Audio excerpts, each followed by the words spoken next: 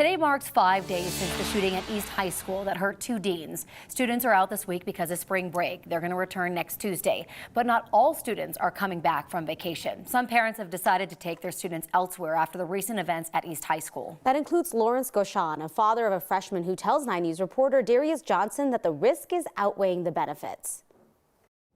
As silence settles into the halls of East High School, the chaos 5 days ago continues to resonate. My kid is in there. This was Lawrence Gauchon Wednesday when East High School went into lockdown after 2 deans were shot by a student. You outside yet? I just walked through the door. He ran to campus to get his son, 15-year-old Isaiah, and stayed on the phone until they reunited hours later. Oh, I see you down there. Okay.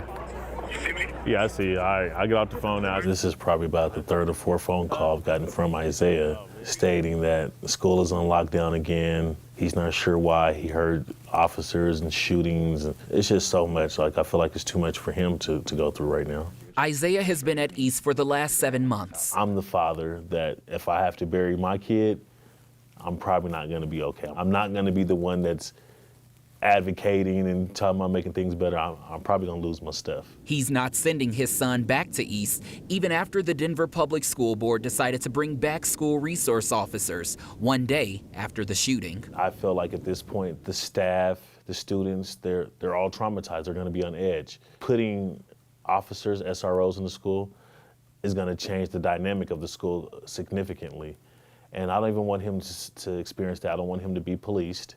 I don't want him to be profiled. I don't want him to witness that from other students either. I'm for it and against it at the same time. While students wait for change to come, I feel like at our young age, teenagers, they shouldn't have to try to force a law for gun violence because it's an adult's job. Yeah.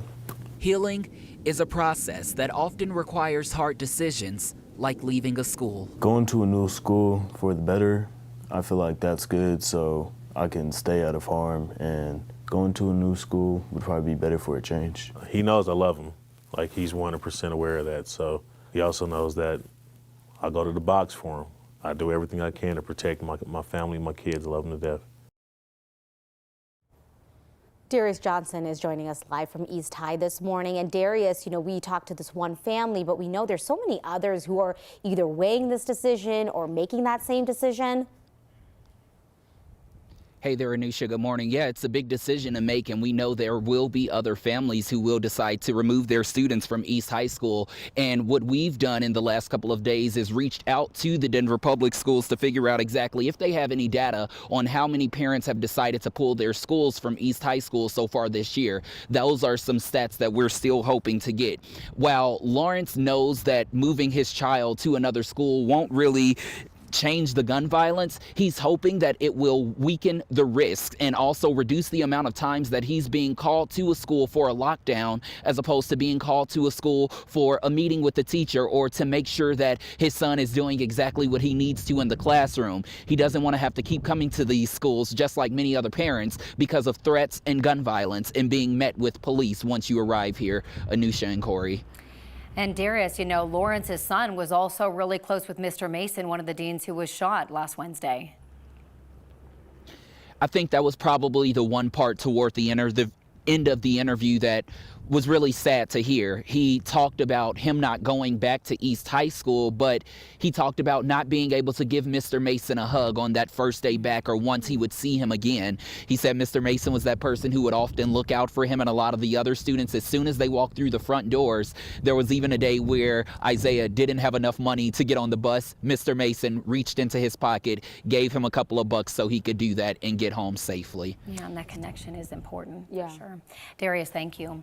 Today is the last day to mail in your ballot for the Denver election, and after the shooting at East High, gun violence will likely play a big role in the mayoral race. There are 16 candidates on the ballot after Kwame Spearman dropped out. If no one gets more than 50% of the vote, the top 2 will go to a runoff in June. It's looking that way. If you still need a rundown of all the candidates, head to 9news.com. You can watch our one-on-one interviews with all of the candidates, our 2 debates, or you can read each candidate's positions on the big issues facing the city. Another big item on the ballot is what to do with the Park Hill Golf Course. Voters will be deciding whether to end a conservation easement that's keeping the golf course from being developed. The City Council has already approved a framework for what a developer could do with the land if voters approve this. If you're not ready to put in your ballot in the mail today, you can still drop it in a drop box or vote in person on Election Day. Again, that is next Tuesday, April 4th. Current Denver Mayor Michael Hancock is busy in his last few months in office. He's on his 2nd international trip so far this year, this time in Japan. Hancock and other city leaders will be there all week long, meeting with their counterparts in Denver's sister city. They're also checking out a solar project run by a Denver-based company and talking about future business and travel expansions. Hancock went to Ethiopia and Egypt with other city officials at the beginning of February.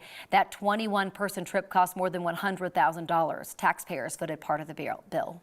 When a person with a gun walked into an LGBTQ nightclub and started shooting, Richard Fierro saved lives. Now he has a Congressional Medal of Honor for his heroism that night at Club Q. Fierro told us that night in November he was at the club with his daughter and her boyfriend, Raymond Green Vance.